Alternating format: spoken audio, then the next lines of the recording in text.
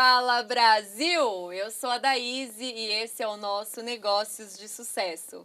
Nosso programa é uma realização da Integrity Contábil que você pode conhecer aqui através do QR Code na tela. O nosso convidado de hoje diz que a fé e a sabedoria são ferramentas para o sucesso. Ele é teólogo, escritor, professor e mentor.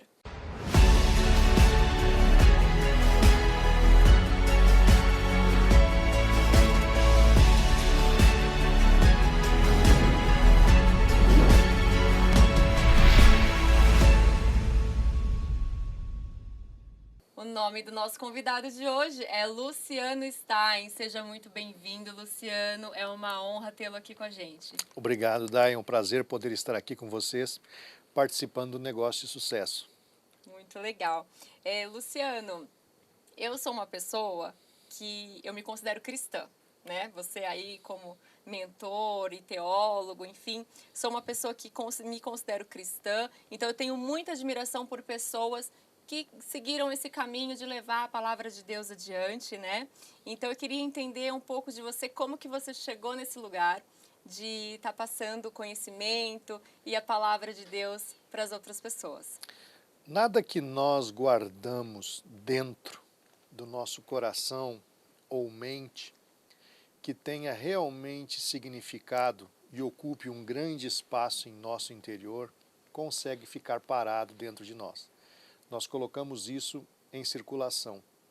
E como Jesus disse em Mateus 12:34, daquilo que o coração está cheio, disso a boca fala. O que Jesus está dizendo ali?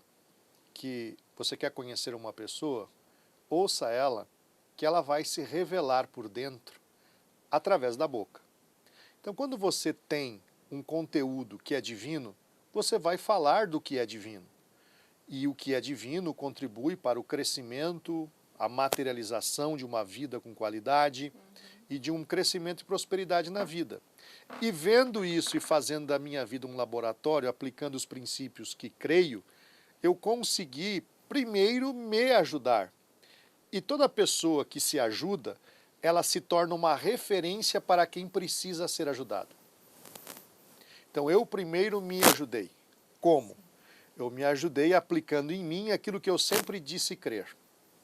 E ao fazer isso, pessoas que queriam gerar esses resultados e vendo, por me conhecerem, as dificuldades que enfrentei na vida, quiseram saber como é que foi que esse sucesso se materializou. E aí, a partir desse momento, comecei, então, ou me achei mentor, que é instruindo as pessoas a aplicar a fé que dizem ter. Bacana, bacana. Uma boa história aí de vida, né? Queria entender como que realmente tudo isso começou, né? Você fez teologia, né? Queria saber se você foi uma pessoa que cresceu na igreja realmente, ou que teve uma virada num momento da sua vida que te levou para esse caminho. Sim, eu nasci em um lar evangélico. Meus pais sempre foram muito apegados aos princípios e valores divinos. Eu, desde criança, meu pai me motivou a ler a Bíblia. Então eu fui crescendo nesse aspecto. Porém, a prática religiosa, por vezes, ela te disciplina a crer de acordo com a fé de outro. O que significa isso, independentemente da denominação religiosa que se tenha? É você começar a pensar ou acreditar que a única forma de chegar a Deus ou dar certo é de acordo com o modo como eu vejo. Essa prática é muito perigosa. E eu cresci entendendo que a Bíblia era um livro estritamente religioso e que, se Deus quisesse, Ele me dava. Se Deus não quisesse, eu tinha que aceitar que Ele não me deu. Mas porque eu não sabia o que fazer para que Ele me desse, ou para alcançar o resultado. E quando eu me vi quebrado, quando eu me vi sem resultados e sem perspectiva de resultados, o que eu sabia? O que eu realmente conhecia? Eu conhecia a Bíblia. E eu conhecia o Deus da Bíblia num aspecto religioso. Mas eu não conhecia o Deus da Bíblia num aspecto de materialização de promessas que estão na Bíblia. Uhum. E aí eu comecei a ver os textos bíblicos no aspecto fora dos óculos de uma denominação. Uhum. Mas eu comecei a ver a Bíblia como ela realmente é, sem viés denominacional. Uhum. E aplicar esses princípios e conceitos na minha vida, fazendo de mim um laboratório. Uhum. E através disso, eu comecei a experimentar a fé bíblica sem influência religiosa, sem deixar de congregar, Sim. tá? Sem deixar de ter uma prática de fé, uma prática de culto, Uhum. sem deixar isso, mas saber extrair da Escritura o que ela realmente diz e não o que outros querem que eu acredite. Você fez a sua própria interpretação, né? Porque hoje o que acontece é que todo mundo tem uma interpretação da Bíblia, né? Então aí você fez a sua própria interpretação, mas tem algum nicho que você se enquadre? É que fazer a própria interpretação da Bíblia seria como que se eu quisesse que a Bíblia dissesse o que eu quero. Essa palavra, como é que eu faria essa palavra na aplicação para mim? Uhum. Eu faria assim, eu descobri o que a Bíblia diz para mim. Ótimo, você teve o seu entendimento. O que ela diz para mim. Uhum. O que ela realmente quer me falar. E aplicar isso. O grande problema das pessoas, quando se está diante de um texto bíblico, é qual? É você querer que Deus faça o que você quer. Mas não é assim que funciona. É eu que tenho que fazer o que está escrito ali. Uhum. Não o que eu quero que aconteça. Exatamente. E fazendo isso, eu consegui compreender verdades que, para mim, até então estavam ocultas. Olha só. E apliquei isso aos negócios. Ótimo. Falando na sua mentoria agora, né, no seu negócio, qual que é a relação da mentoria e a religião? A, a religião, ela tem um aspecto de instruir você a seguir uma fé coletiva. Os negócios, eles são individuais. A prática religiosa, ela é entre pessoas, mas os negócios é você que faz com pessoas. Como é que eu faço a separação? Eu tenho que entender como é que eu aplico a minha fé ao meu negócio. Como eu aplico os princípios que eu creio naquilo que eu estou fazendo. Porque geralmente a pessoa que procura aplicar fé nos negócios, ela vai e pede uma oração, ela faz uma promessa, ela se programa ou se disciplina a ir na igreja ou a pedir uma bênção para alguém, ela faz um voto, algo assim. E pensa que fazendo isso, ela será abençoada. Mas não é assim que a Bíblia fala. Os princípios eternos, os valores espirituais que estão nas Escrituras, dizem que existem práticas de fé que devem ser exercidas. E estas práticas de fé, elas estão ligadas com o seu caráter, com os princípios e valores que você realmente defende. E quando você consegue harmonizar o que você pensa, o que você fala e o que você faz.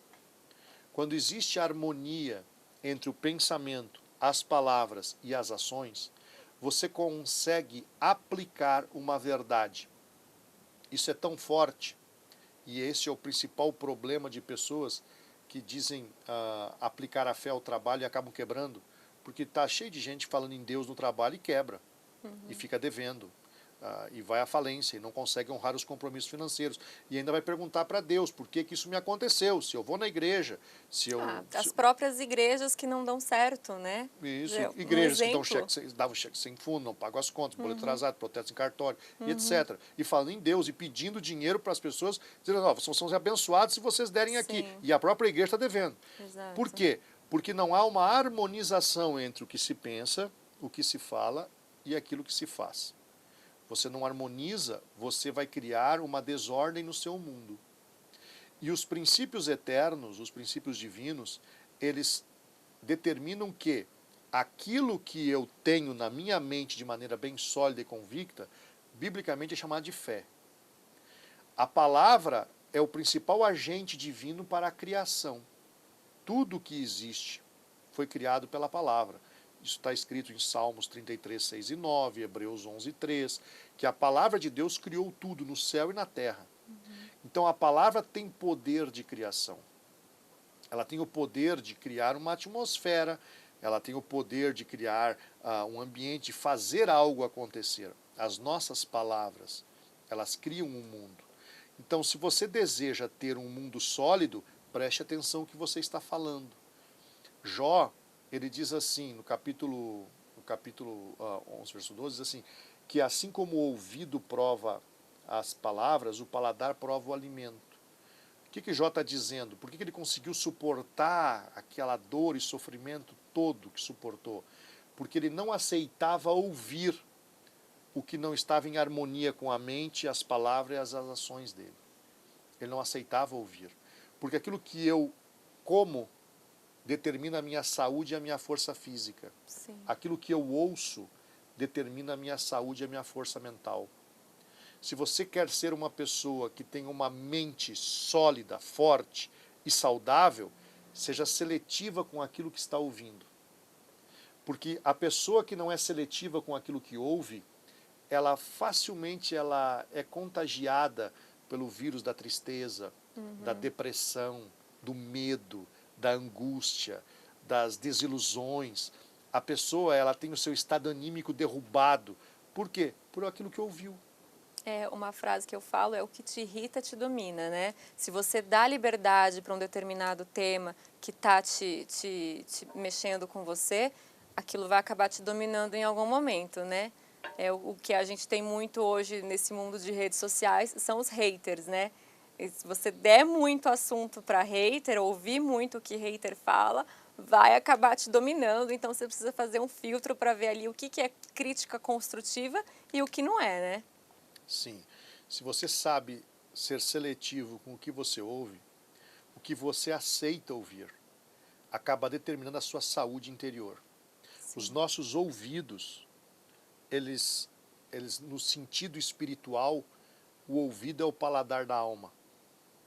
Aquilo que você tem prazer em ouvir, você tem prazer em nutrir-se.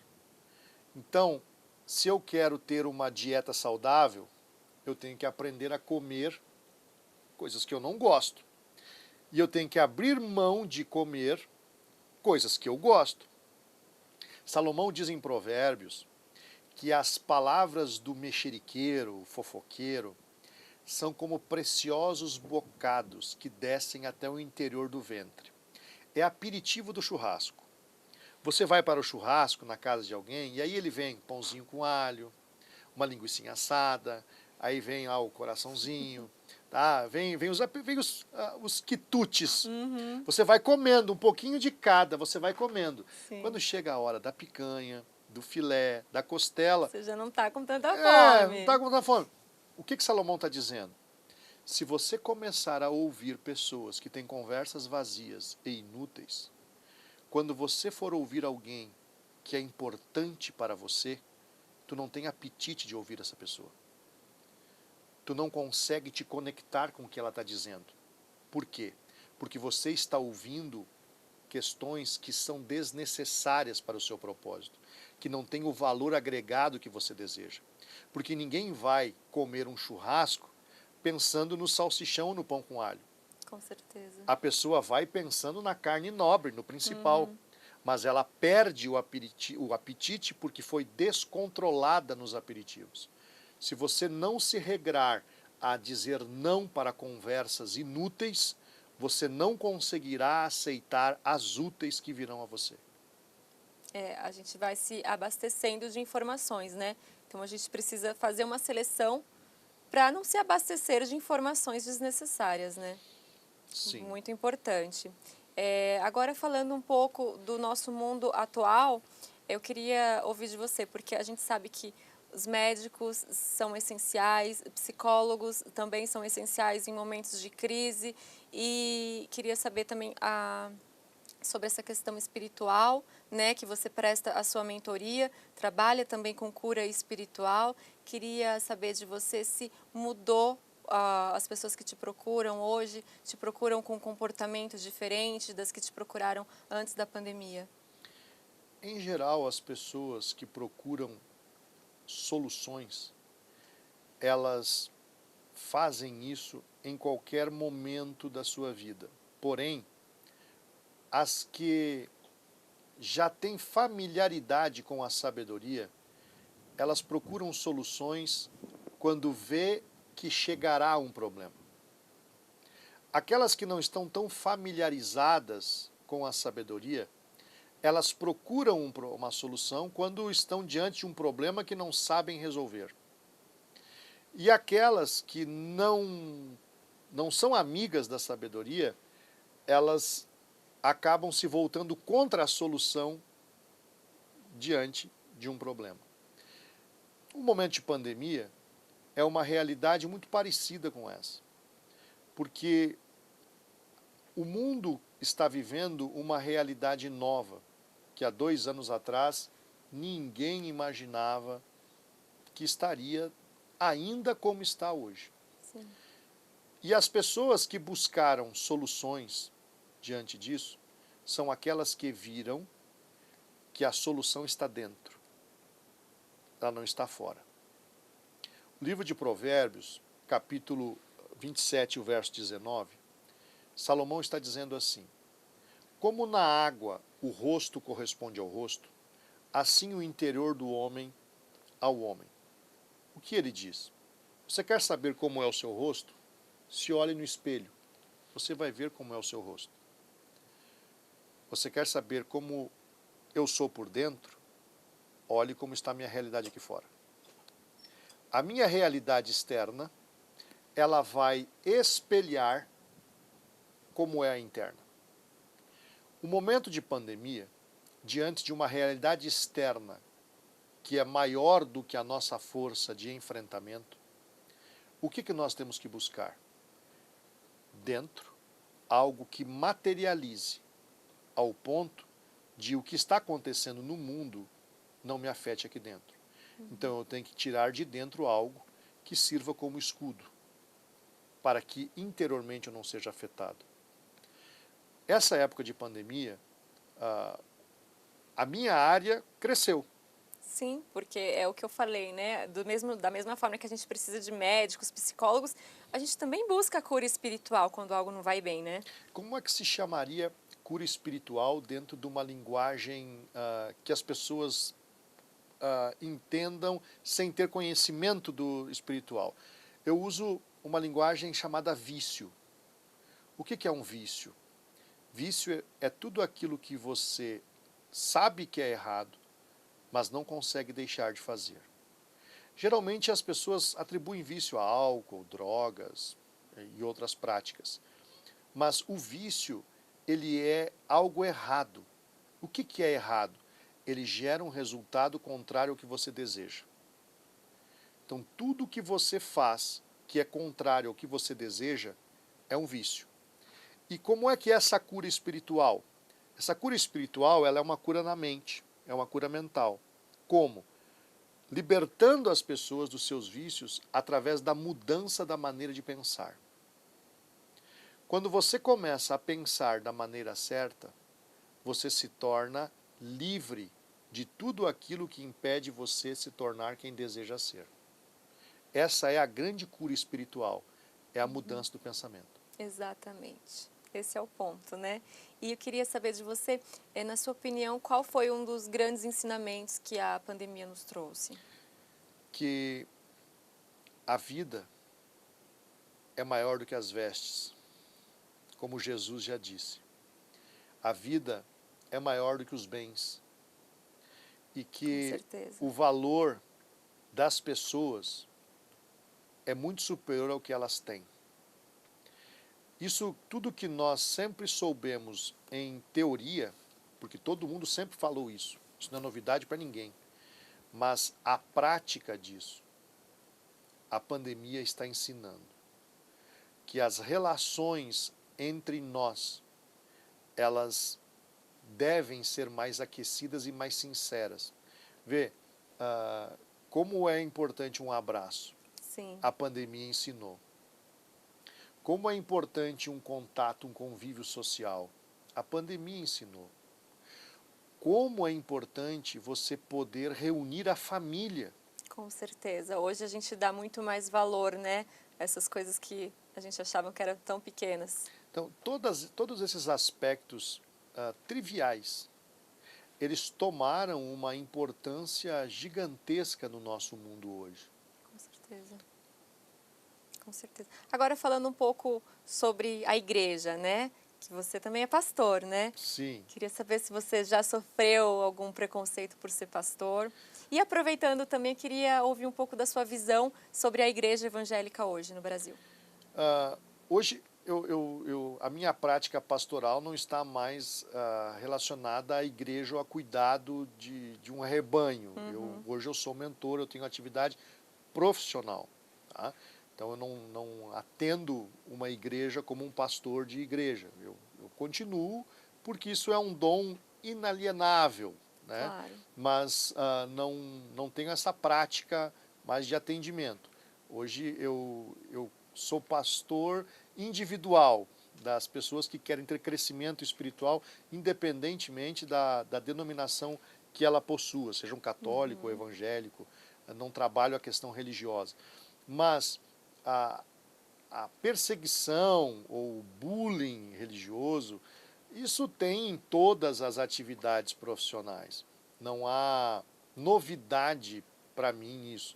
E até porque as carreiras que de alguma forma sofrem preconceitos é porque alguns membros dela deram motivo para isso. Sim, que Tá? aí acaba generalizando, né? E a má fama cai sobre todos. Então, essas coisas sim acontecem. Mas a igreja hoje, ela está aprendendo com a pandemia. As igrejas estão aprendendo com a pandemia. Porque elas tiveram que aprender a grande missão de Jesus. A igreja hoje, ela estava, até a pandemia, ela estava muito dentro das quatro paredes. Quando que Jesus mandou ir por todo o mundo e pregar o evangelho a toda criatura. Ele mandou ir ver o pobre, o necessitado, aquele que estava preso e foste ver-me, estava enfermo e visitaste. Jesus mandou ir até onde estavam as ovelhas e cuidar delas. E a igreja hoje, ela esperava que as ovelhas viessem trazendo o que precisavam. Havia uma inversão nos valores bíblicos. Hoje a igreja aprendeu, pelo menos as que não aprenderam vão passar por um processo de encolhimento. As que aprenderam a voltar à missão original são aquelas que agora estão vivendo o mundo fora das paredes do templo. Isso é uma grande lição para o evangelho hoje. Perfeito, perfeito. Queria que você também contasse para a gente, dividisse um pouco, um lado pessoal, o que você faz para reabastecer a sua própria fé. Romanos 10, 17, o apóstolo Paulo diz assim: a fé vem pelo ouvir, e o ouvir a palavra de Deus. No que você tem fé? Se você tem fé em Deus, você vai ouvir falar a respeito de Deus. Se você tem fé no amor, você vai ouvir falar no amor. Se você tem fé na verdade, você vai querer ouvir verdades. Sim. Se você tem fé na justiça, não no judiciário, é diferente, tá? É diferente. É diferente. Se você tem fé na justiça, tá? Que é diferente do judiciário, tá? Justiça é divina, é padrão divino e tal. Se você tem fé na justiça, você vai querer ouvir falar sobre justiça. Tudo aquilo que você ama, você quer ouvir. Tudo que você valoriza, você quer ouvir. As pessoas que você ama, você quer ouvir elas. Você quer saber como elas estão. Sim. Você se importa com elas. Então, para eu reabastecer a minha fé, eu procuro ouvir aquilo que eu creio. Eu procuro estar em um ambiente que tenha uma atmosfera que promove o que eu creio. Eu procuro prestar atenção no que me torna melhor naquilo que eu realmente creio. Esse é o grande desafio, né? Quando a gente está passando por um momento difícil, é justamente isso. É parar um pouco e ver o que te faz bem, porque é um momento que a gente está muito vulnerável a retroceder, né? A gente não poderia terminar melhor o nosso programa com essa história maravilhosa e você compartilhando toda a sua sabedoria com a gente. Muito obrigada. Foi uma honra e um prazer imenso tê-lo aqui com a gente. Muito obrigada por ter aceito o nosso convite. Obrigado, é um prazer. Que Deus abençoe e prospere o trabalho de vocês e que sejam um sucesso os negócios que vocês promoverem aqui também. Amém. E que o Senhor também continue abençoando o Senhor em toda a sua trajetória e que os seus ensinamentos cheguem a cada vez mais pessoas. Obrigado. Muito obrigada, Luciano. Esse foi o nosso Negócios de Sucesso de hoje. Espero que você tenha gostado. Eu te espero na sexta-feira que vem, às 9 horas da noite, aqui na TV Com Brasil. Muito obrigada.